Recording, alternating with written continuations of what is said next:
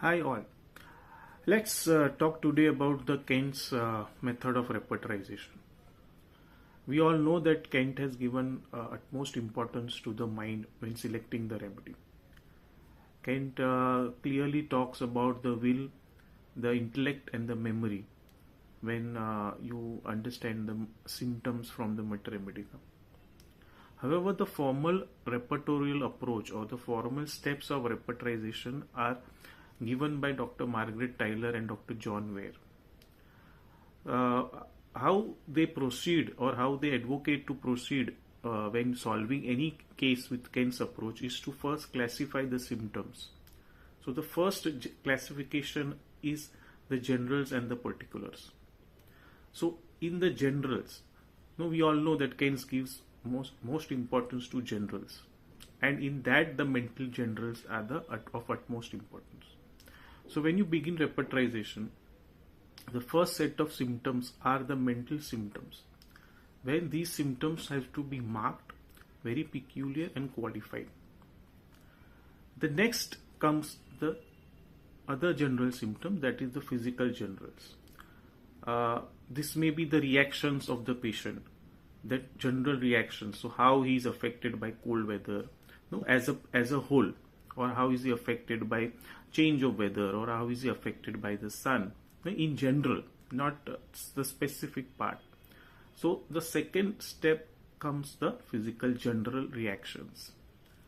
Then the third comes the cravings and the aversions, which Kent believes to be the longings and the loathings and not merely the desires.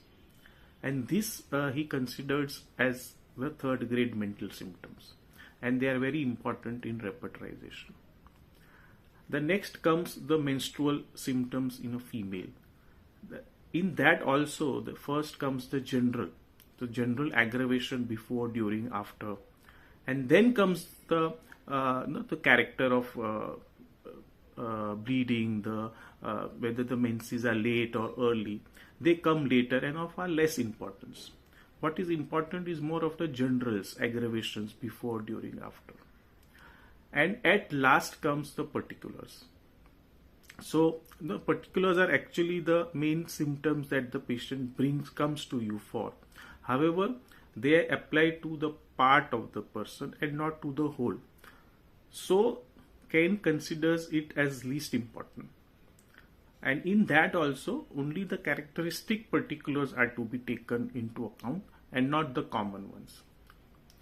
Here often you encounter a symptom which is contradictory to the generals, which we call it as the differential modality.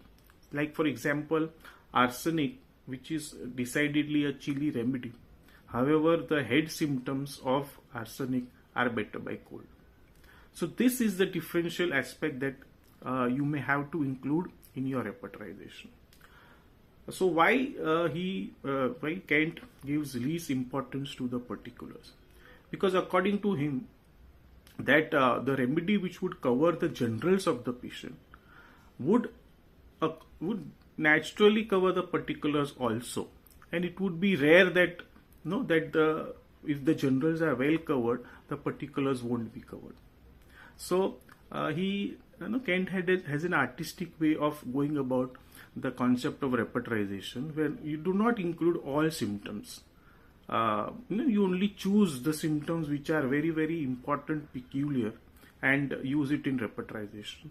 So this saves a lot of labor and you don't have to repertorize too many symptoms, and you with little intelligence and an artistic way, you can select only the very peculiar symptoms and come to a group of remedies which are closest to the patient.